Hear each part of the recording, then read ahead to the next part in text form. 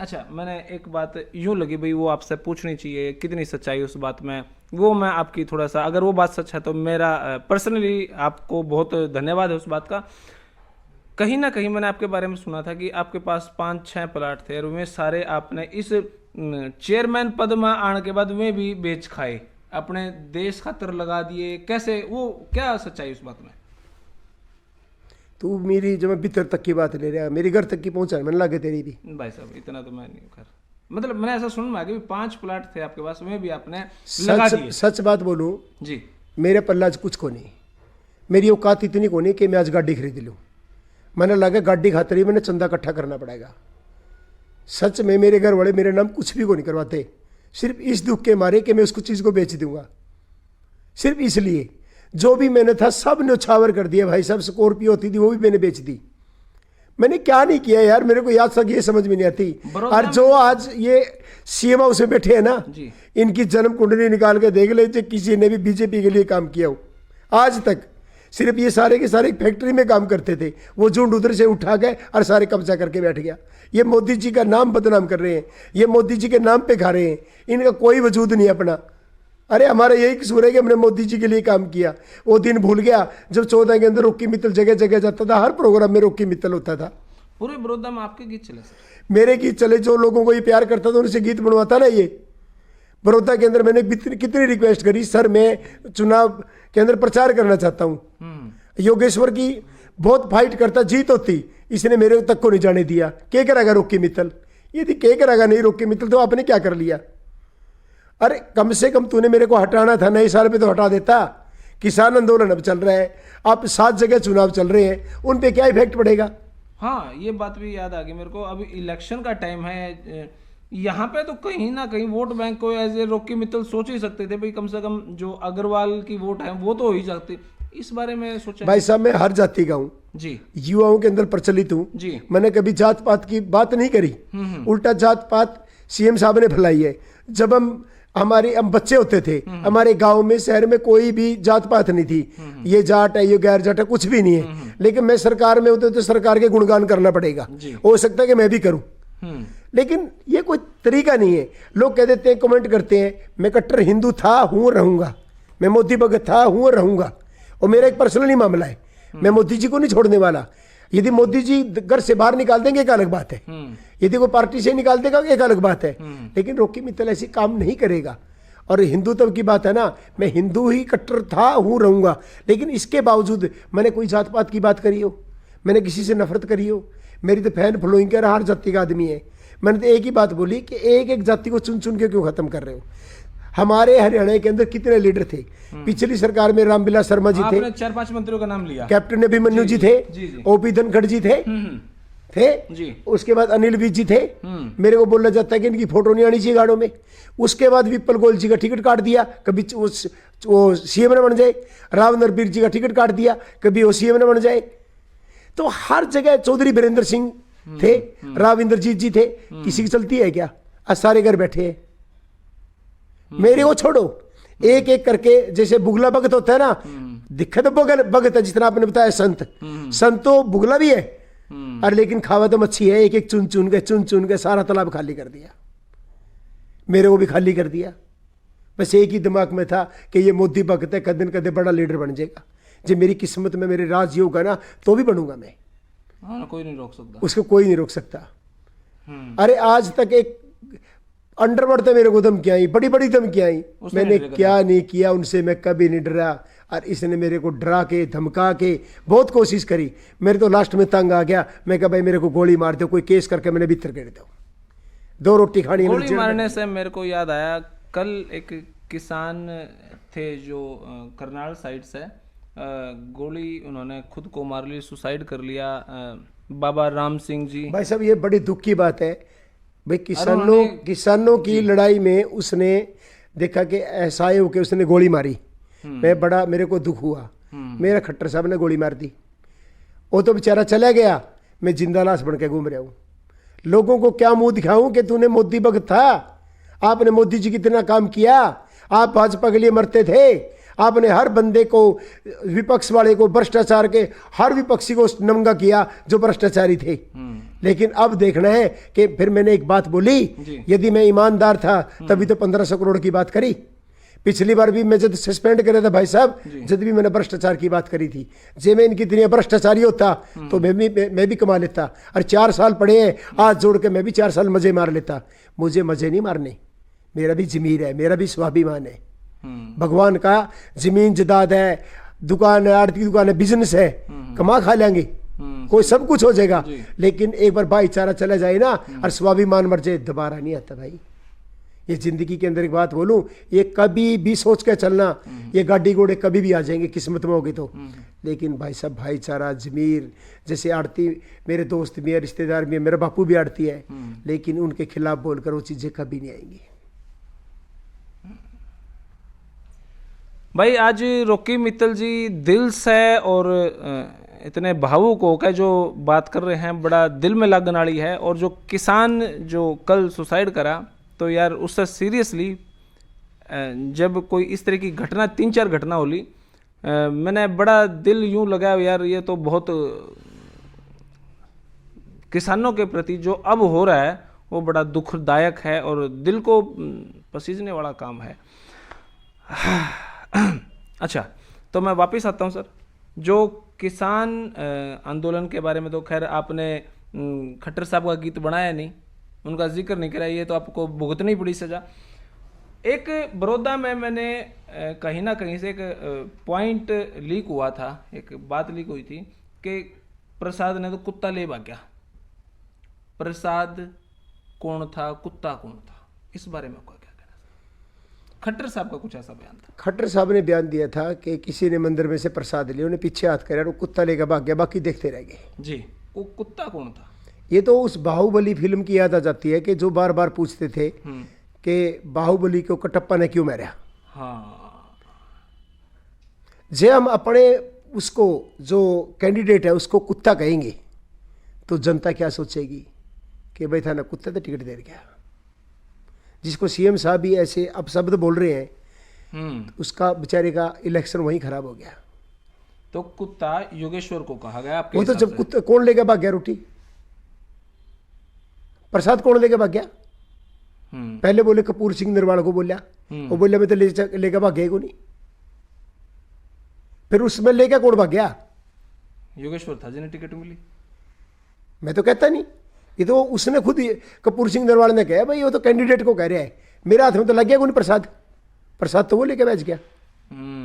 तो ये वर्डिंग है, एक ब्राह्मण को ऐसी बात करना, एक ब्राह्मण का फरसा के साथ गर्दन तार देना, अरे एक भाई साहब कोई सेल्फी ले रहा उसको थप्पड़ मारना, ऐसे ऐसे फिल्मों में काम तो भाई साहब अमरीश पुरी और भी नहीं करते।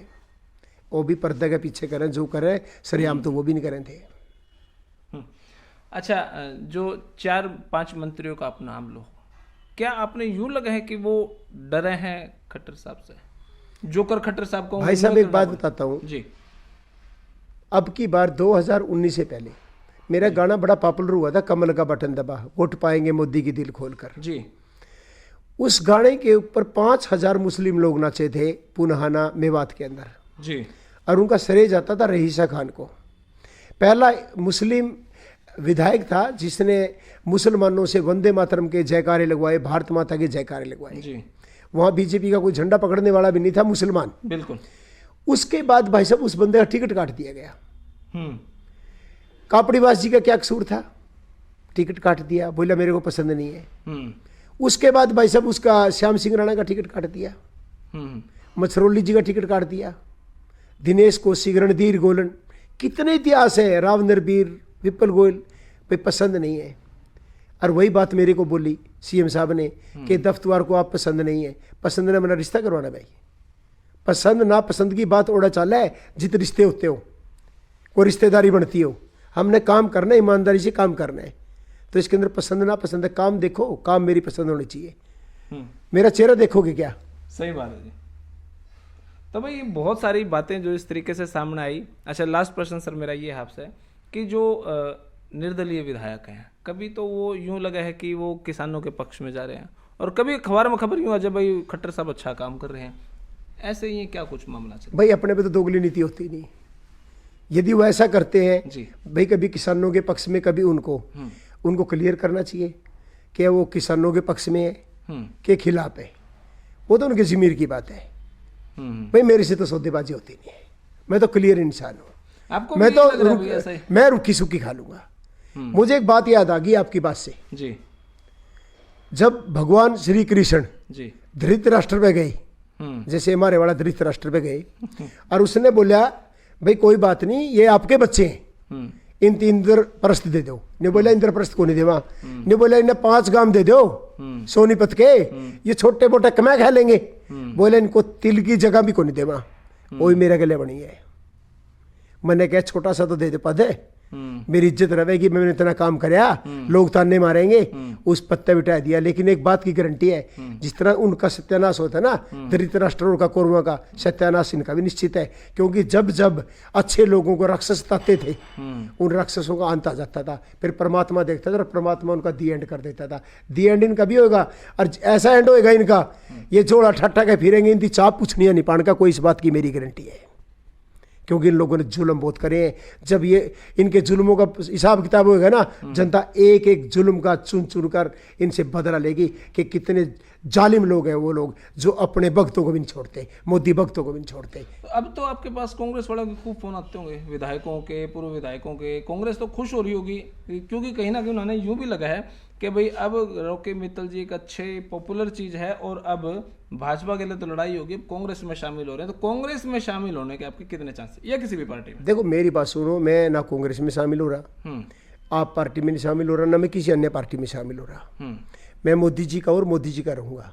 यदि पार्टी मुझे धक्का दे के बाहर निकाल देती है, फिर मेरा भाईचारा है, दोस्त है, मेरे मित्रगण है, पूरे देश में मेरे को मेरे जानने वाले लोग हैं जिनसे मैं प्यार करता हूँ, लोग मुझसे प्यार करते हैं, वो डिसाइड करेंगे, मैं क्या डिसाइड करूंगा। तो मतलब अगर आपका कहना ये होगा अगर मोदी साहब अगर आपने निकालेंगे तो आप जाओगे, अदरवाइज तो मोदी जी के गलिया हो, मोदी जी जो कर कहूँगे नू रहोगे। चाहे कितना बेशर्मगी दुनिया पढ़ा रहना पड़िए, पढ़ा हूँ और पहले ही पढ़ा हूँ। पिछली टर्म में भी मेरे साथ क्या क्या हुआ सबको पता है। लेकिन अपने मेरे माँ बाप को ये ना लगे कि मेरे बेटे के साथ धोखा हुआ है, सच में इसलिए था मैं कोई काम नहीं करने दिया। मैं सीएम साहब को बार बार करता था, सर इनको कुछ भी को नहीं आता। और इसी बात का दुख था, कहता तू तो कहता किंग मेकर बनना चाहता है। अरे भाई जिसका काम आता हो काम तो करेगा, और भाई साहब काम करेगा उसका नाम भी होगा। एक बताओ भाई साहब, मैंने 2018 के अंदर लड़कियों के पक्ष के अंदर पूरे स्कूलों में जा जाके सर्वे किया भी छेड़खानी होती कि नहीं। छेड़खानी के बहुत केस आए, उनको निपटाया, पुलिस को सक्रिय किया, पुलिस एक्टिव हुई, 70% मामले छेड़खानी के बंद हो गए। पूरे अखबारों में आता और खूब पैदा हो गया मंचलों में, वो मेरा बंद करवा दिया। कोई ऐसे सरकार की बदनामी हुई, यानी कि बेटी बचाना अच्छी बात नहीं है क्या, उससे बदनामी होती है। फिर मेरे तब बोला कुछ और कर ले, मैंने नशा के ऊपर काम करना शुरू कर दिया। मैंने रतिया से लेके कैथल से लेके हर जगह रेड पुलिस के साथ। भाई साहब बहुत नशे के ऊपर फर्क पड़ गया, लोगों ने शाबाशी भी दी। एक मानस तो नहीं बोला रतिया के अंदर, सोनी एमसी था, नहीं बोला काश पहले आप आ जाते मेरा भाई बच जाता। आज भी अखबार की कटिंग है। लेकिन भाई साहब वो भी मेरा बंद करा दिया, क्योंकि जो सीएम साहब के 1-2 नजदीकी थे उनके नाम आ गए, और उनके आज भी अखबार पढ़े हैं, वो कर नहीं सकते, उसके नाम है गए, वो भी बंद कर दिया। फिर मैंने किसाना पे काम शुरू किया, वो बंद कर दिया। फिर मैंने साफ सफाई का काम शुरू किया, वो बंद कर दिया। फिर अच्छे जल के ऊपर काम किया, वो बंद कर दिया। भाई आखिर चाहते क्या हो, क्या तो चालू करो, क्या भाई पॉपुलर हो जाएगा। क्योंकि मीडिया मेरे को रातों रात उठाती थी। मेरे को वो दिन याद है, पूरे के पूरे अखबार भरे होते थे। अरे कई जगह तो लड़कियों के साथ छेड़खानी, कोई प्रिंसिपल कर रहा है, कोई कुछ कर रहा है प्राइवेट स्कूलों में, कई कुछ। यार एक शर्म आनी चाहिए इन चीजों के लिए। रोकी मित्तल अच्छे काम कर रहा था, मैं क्योंकि यहाँ की मेरे दादे परदादे पता नहीं कितनी पीढ़ियां हरियाणा से हैं, उनको संस्कृति का पता है। मैं सीएम साहब को भी एक आग्रह करूंगा, इनको संस्कृति के बारे में जानना चाहिए। हरियाणवी संस्कृति को इनकी पहचान नहीं है, क्योंकि इतने वो नहीं है ये। और इनके कल्चर में हरियाणवी संस्कृति तभी आएगी जब हमारे बुढ़िया गला बात करेंगे, बैठेंगे, 5-10 गांव में जाओ, न्यू पता लग जाएगा हरियाणा के लोग किस तरह में क्यों भाईचारा है। सबसे बड़ी प्रॉब्लम वो आ रही है क्योंकि उनको नॉलेज नहीं है। जब भी उन हरियाणवी के कल्चर का नहीं पता, तभी बाहर के कल्चर के लोग बैठा रखे हैं। मैं कहता हूँ सीएम साहब से आग्रह करता हूँ, कई बार मैंने देखा वो चौटाला साहब के साथ खाना खाते हैं या फिर हुड्डा साहब के साथ खाना खाते हैं, उनसे भी डिस्कस कर सकेगा, वो भी हमारे भाई हैं, उनसे नहीं भी पूछ सके हम कार्यकर्ता था खुश क्यों कर रहे करते अर्थालय में राज क्यों नहीं तो सीखे सका पा भाईचारा तो सीख सका, पूछ लेनी चाहिए। बारे पर कहते नहीं कहेंगे बात नहीं करनी, बोले तू कांग्रेस वाला गले क्यों कर बैठा था, तू अबे चौटाला जी गले क्यों कर बैठा था, और आप रोटी खावेंगे स्वाद लेंगे, यानी कि आम कार्यकर्ता की मर है भाई, ऊपर तो सारा सौदा एक है, थारा कुत्ता कुत्ता हमारा कुत्ता टोमी, मैंने न्यूज आपको नहीं इस तरह कहावत का बाकी चलो सरकार, बहुत बहुत धन्यवाद, आपने जो कीमती समय दिया, और मेरे ख्याल से 50-100 सैकड़ों मीडिया आ चुकी होगी आपके पास। कई दोस्तों से एक मैं निवेदन करना चाहूंगा जी, कई लोग सोचते होंगे कि रॉकी मित्तल बच भी सकता था, 4 तारीख से ये डिस्कशन चल रही थी, मुझे पता था, मैं भी हाथ जोड़कर और उनके अंदर रह सकता था, कोई छोटा मोटा गाना बना के रह सकता था, अभी 4 साल और सत्ता में है, लेकिन रॉकी मित्तल का जमीर गवाही नहीं देता था, स्वाभिमान गवाही नहीं देता था, मैंने इसलिए इस चीज को ठुकराया, यदि मैं पद छोड़ देता तो लोग यकीन नहीं करते कि रॉकी मित्तल के साथ अत्याचार हो रहा है, इसलिए मैंने उनको बोला कि जो करना तुम करो। 4 तारीख से कलेश चलता चलता चलता 8 तारीख को फिर मैंने हिसाब किताब मांगा, 7वें महीने में हिसाब किताब मांगा, 9वें महीने हिसाब किताब मांगा। जब उन्होंने हिसाब किताब पे प्रेशर डाला कि ये लेटर लिखना बंद करें, तो मैंने बोला कि जो आपसे बनता है ठीक है, लेकिन हिसाब किताब कल को कोई पूछेगा, मैं पब्लिसिटी का चेयरमैन हूं, कल को मोदी जी पूछेंगे, मैं जाऊंगा, किसान आंदोलन खत्म होते ही मोदी जी के पास जाऊंगा, मैं उनसे बात करूंगा, मैं एक ही बात बोलूंगा, मोदी जी मुझे से सिर्फ एक बात पूछ के बता दो खट्टर साहब से कि मेरा कसूर क्या था, मेरा कसूर क्या था। जिन कार्यकर्ताओं ने काम किया आज वो धक्के खा रहे हैं, जो बाहर के स्टेटों के आगे बैठे हैं और वो मलाई चाट रहे हैं, तो ऐसा क्यों?